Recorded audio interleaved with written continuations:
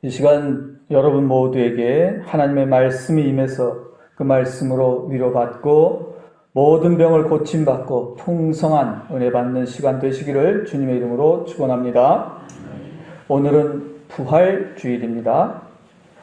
오늘 읽은 본문은 예수님께서 말씀하신 부활에 대한 말씀입니다. 오늘은 예수님께서 말씀하신 부활에 대해서 짧게 말씀을 전하겠습니다. 부활이 무슨 뜻입니까? 다시 살아난다는 뜻입니다. 그런데 성경에서는 다시 일어서다는 뜻도 있습니다. 부활이란 다시 살아난다는 뜻이며 동시에 다시 일어나다라는 뜻이기도 합니다. 흔히 사람이 죽었을 때 여러 가지 표현이 있습니다. 가장 흔한 표현은 돌아가셨다고 하죠. 우리말로는 나이 든 사람이 죽었을 때 죽었다거나 사망했다거나 라고 말하진 않습니다. 돌아가셨다라고 말하지요. 그와 비슷하게 성경에서는 예수님께서 죽으셨다가 3일 만에 다시 살아나셨다는 말을 다시 일어나셨다라고 말하기도 합니다. 여러분은 죽었다가 다시 살아난 사람을 본 적이 있습니까? 관 속에 들어갔다가 깨어나서 다시 살아났다는 사람이 있다는 이야기는 들어본 적이 있습니다. 하지만 그런 사람을 만나본 적은 없습니다. 혹시 사형을 당하고 무덤 속에 들어갔다가 다시 살아왔다는 사람에 대한 이야기는 실제로 들어본 적이 있습니까? 아마도 없을 것입니다. 우리나라엔 귀신이라고 부르는 게 있고 서양에는 좀비라고 부르거나 아니면 드라큘라라고 부르는 것들이 있습니다. 둘 다 죽은 후에 무덤에서 나온다는 그런 전설이 있지요. 그러나 귀신이나 좀비가 다시 살아나서 무덤에서 나온 것은 아닙니다. 귀신은 죽은 사람의 영혼이 나온 것이라고 생각하고 좀비라고 하는 것은 죽은 시체가 나온 것이라고 생각합니다. 귀신은 여기서 말하는 귀신은 성경에서 말하는 귀신하고 좀 다릅니다. 성경에서 말하는 귀신은 악한 영이에요. 더러운 영이고 여기 제가 지금 말하는 귀신은 머리 이렇게 풀어내끼고 여러분들 전설 따라 삼천리에 나오는 그런 귀신이에요. 그런 걸 말하는 거예요. 그건 보통 영이 돌아다닌다고 하거나 그렇죠? 영혼이 나왔다고 하거나 좀비라고 하는 건 여러분들이 요즘에 영화 같은 거 보면 죽었는데 막 피 흘리면서 쫓아다니는 거 있죠? 그런 거를 영어로 그냥 좀비라고 합니다. 그건 시체예요. 시체가 살아 돌아다닌다라고 하는 이야기죠. 뭐 그냥 재미로 보는 겁니다. 여러분도 아직도 귀신이 있다거나 좀비가 진짜 세상에 존재한다거나 생각하시면 안 되겠죠. 세상에 존재하는 건 아닙니다. 상상의 존재죠. 그런데 성경에서 죽었다가 다시 살아난 사람의 이야기가 있습니다. 사실은 예수님만 죽었다가 다시 살아난 건 아닙니다. 알고는 계십니까? 죽었다가 살아났다는 사람이 성경에 또 있습니다. 누굽니까? 나사로라는 사람이죠. 나사로라는 사람도 진짜로 죽었지만 예수님께서 다시 살리셨다는 이야기가 있습니다. 죽었다가 다시 살아난 사람이 그런데 또 있습니다. 여러 명이 있긴 한데 사도행전 9장 36절 이하에 보면 베드로가 병들어 죽은 다비다라는 사람을 살린 이야기가 또 있습니다. 놀라운 것은 예수님만 죽은 사람을 살린 게 아니라는 거죠. 베드로도 죽은 사람을 살린 적이 있다는 겁니다. 진짜로 죽은 사람이 다시 살아났다는 이야기는 참으로 믿기 어려운 이야기입니다. 성경에서 가장 믿기 어려운 말씀이 바로 예수님의 부활에 대한 것일 것입니다. 아마도 이 세상에서 가장 믿기 어려운 게 죽었다가 다시 살아난다라고 하는 말일 겁니다. UFO, 우주인이 존재하냐 안 존재하냐 하는 것보다 사실 죽은 사람이 다시 살아나느냐, 살아났느냐 안 살아났느냐, 이것이 훨씬 더 믿기 어려운 이야기죠.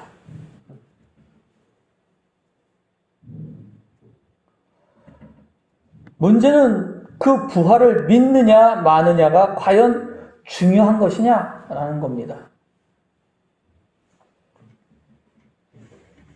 도대체 예수님의 부활을 믿는다는 게 내 신앙생활과 어떤 관계가 있는 것일까요? 여러분들은 부활을 믿는다 안 믿는다에 대해서 진지하게 고민하거나 생각해 보신 적이 있습니까? 예수님의 부활을 믿는다는 말이 도대체 무슨 뜻일까요? 그 말의 뜻이 중요합니다.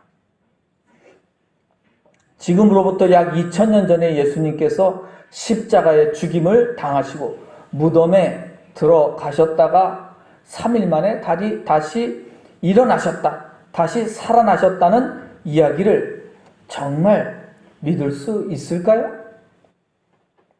도대체 예수님께서 십자가의 죽임을 당하시고 3일 만에 다시 일어나셨다는 게 나와 무슨 상관이 있는 걸까요? 성경은 우리에게 예수님의 부활을 믿으라고 말씀합니다. 예수님께서도 그렇게 말씀하셨습니다. 도저히 믿을 수 없는 일을 믿으라고 하는 것입니다. 여러분은 진실로 예수님께서 죽으셨다가 다시 일어나셨다, 다시 살아나셨다고 믿습니까? 이 질문에 예, 믿습니다 라고 대답하면 그 사람이 진실로 예수님의 부활을 믿는다고 할 수 있습니까? 예수님의 부활을 믿는다고 말로 고백하면 믿는 것일까요? 그렇지 않습니다. 입으로 나는 예수님의 부활을 믿습니다 100번, 1000번, 10,000번 얘기해도 그것이 부활을 믿는 것은 아닙니다. 믿음은 말로만 고백해서 입증되는 것이 아닙니다. 믿음은 말로 하는 게 아니기 때문입니다. 성경에서 말하는 죽음과 부활은 크게 두 가지 뜻이 있습니다. 굉장히 어렵습니다, 이게. 부활을 설명할 수가 없어요, 저는. 부활을 아무리 설명해도 이해하지 못해요. 왜냐하면 경험할 수 없으니까. 그렇죠? 또 그 뜻이 좀 어려워요. 그래서 그냥 여러분들에게는 이해하는 것보다 그냥 차라리 그냥 믿어라. 이게 제일 좋습니다. 어차피 이해할 수 없는 거예요. 또 믿을 수 없는 일이에요. 그래서 믿으라고 하는 겁니다. 믿을 수 있는 거는 믿을 이유가 없죠. 뭐 믿을 수 있는 건데 뭘 믿어요. 믿을 수 없으니까 믿어야 하는 거지. 이 역설을 잘 이해해야 합니다. 믿을 수 없으니까 믿으라는 거예요. 믿을 수 있는 거는, 그건 믿을 수 있는 거는 믿을 이유가 없는 거예요. 부활을 크게 두 가지, 죽음과 부활에 대한 이 개념을 잘 이해해야 하는데, 첫째로는 몸의 죽음과 몸의 부활이 있습니다. 실제로 내 몸이 죽어서 땅에 묻히고 앞으로 오실 주님의 날에 다시 살아난다는 사건을 뜻합니다. 하지만 그것은 우리가 알 수 없는 미래의 일입니다. 지금 나는 죽지 않았으니 미래에 다시 부활할지 안 할지 아무도 확실하게 알 수는 없습니다. 성경에서 강조하는 죽음과 부활은 미래보다 현재입니다. 지금 내가 십자가의 고난을 당하고 지금 자기를 부인하고 자기 십자가를 지고 죽어야 합니다. 이 말은 말귀로 알아들어야 하는 말입니다. 성경에서 강조하여 가르치는 십자가의 고난과 죽음 그리고 부활은 지금 여기에서 내 몸이 살아있을 때 경험할 수 있는 사건이라는 것입니다. 그러면 지금 여기에서 내 몸이 십자가의 고난으로 죽었다는 말은 무슨 뜻일까요? 내 몸 안에 있는 더럽고 악한 영들이 죽는다는 뜻입니다.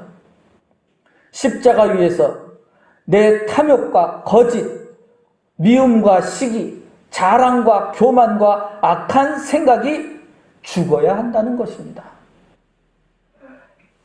여러분도 예수님처럼 진실로 부활하기를 원하십니까? 진실로 다시 살아나기를 원하신다면 반드시 죽어야 합니다. 죽는 건 다 싫다고 하죠. 죽고 싶습니까? 죽고 싶진 않은데 하늘나라는 빨리 가고 싶대. 참 이해하기 어려운 말이죠. 천국은 그렇게 좋은데, 천국이 그렇게 좋은 나라라고 말하는데 빨리 죽어서 갈 사람은 아무도 없어. 그래도 천국보다는 여기가 낫지 그러죠. 뜻으로 이해합니다. 지혜의 말씀이기 때문에 그래요.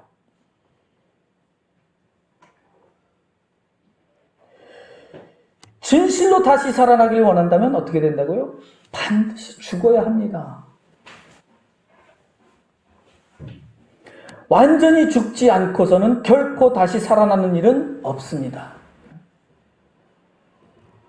여러분이 진실로 부활하기 원하신다면 지금 십자가의 길, 죽음의 길을 선택해야 하는 겁니다.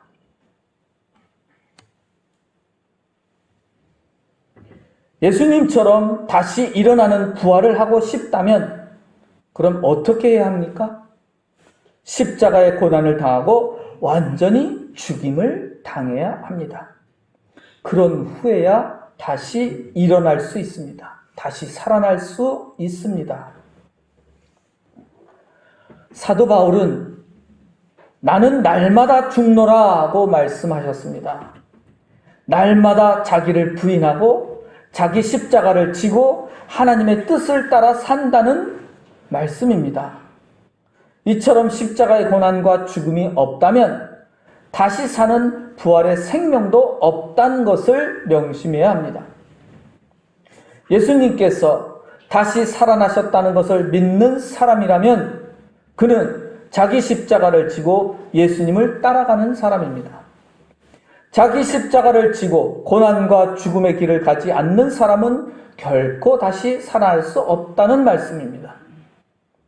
십자가의 길은 자기를 부인하고 하나님의 뜻을 따라가는 길입니다. 하나님 나라를 이루는 길이며 하나님의 뜻을 이루는 길입니다. 하나님 나라를 이루고 하나님의 뜻을 이루는 길이 무엇입니까? 그것은 내 이웃을 내 몸과 같이 사랑하라는 계명을 지키고 행하는 길입니다. 이웃을 사랑하는 삶은 곧 자기를 부인하고 자기 목숨을 다하여 이웃을 섬기는 일이며 이웃에게 베푸는 일입니다. 본문 24절에서 예수님께서 이렇게 말씀하십니다. 내가 진실로 진실로 너희에게 이르노니 내 말을 듣고 또 나를 보내신 이를 믿는 자는 영생을 얻었고 심판에 이르지 아니하나니 사망에서 생명으로 옮겼느니라. 내 말을 듣는다는 그 말씀은 예수님의 계명을 지키고 행하는 일을 뜻합니다. 이웃을 사랑하라는 계명을 행하는 사람은 영생을 얻었고 사망에서 생명으로 옮겼다고 말씀하십니다. 예수님은 지금 먼 미래에 영생을 얻을 것이고 죽음에서 생명으로 옮길 것이다 라고 말씀하지 않으셨습니다. 예수님의 말씀을 듣고 행하는 사람은 이미 영원한 생명을 얻었고 이미 죽음에서 다시 생명으로 옮겼다고 말씀하십니다. 부활은 지금 여기서 내가 예수님의 계명을 지키고 행할 때 먼 미래가 아니라 지금 여기에서 일어나는 사건이라는 뜻입니다. 부활은 우리가 지금 여기서 예수님의 계명을 행할 때 지금 여기에서 체험할 수 있는 사건입니다.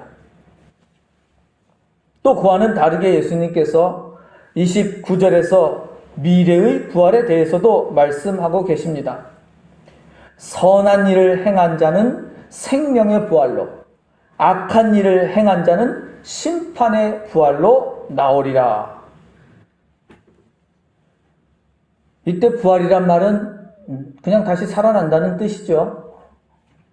선한 일이 무엇이겠습니까? 너무나 쉽죠. 선한 일이 뭐예요? 성경에서 말하는 이웃을 내 몸과 같이 사랑하라는 말씀입니다. 그것을 지키고 행하는 일입니다. 이웃을 섬기며 이웃에게 내가 가진 좋은 것으로 풍성하게 베푸는 일이 선한 일입니다. 그 사람은 부활하여 영원한 생명을 얻게 될 것이라고 말씀합니다. 그것이 생명의 부활이란 말씀의 뜻입니다. 그러나 악한 일을 행하는 자는 그렇습니다. 악한 일을 행하는 자. 무엇이 악한 일이죠? 이웃에게 해를 끼치는 거죠. 이웃에게 해를 끼치는 겁니다. 미워하고 거짓을 꾸며서 악한 일을 하고 비방하고 모함하고 시기하고 질투하는 일, 그 모든 더러운 일들이 악한 일이죠. 그 악한 일을 행하는 자는 부활해서 다시 살아나지만 하나님의 심판을 받게 될 것이라고 말씀합니다. 의인이나 악인이나 하나님을 믿는 사람이나 믿지 않은 사람이나 다 모두 다시 살아납니다. 부활합니다. 그러나 의인은 생명을 얻게 될 것이지만 악인은 하나님의 심판을 받고 영원한 사망에 이르게 될 것이라는 말씀입니다. 여러분은 영생을 얻기 위해서 부활하기를 원하십니까? 아니면 하나님의 심판을 받기 위해서 부활하시기를 원하십니까? 생명을 얻는 부활을 하는 유일한 길이 무엇이라고 말씀합니까? 선한 일을 행하는 것입니다.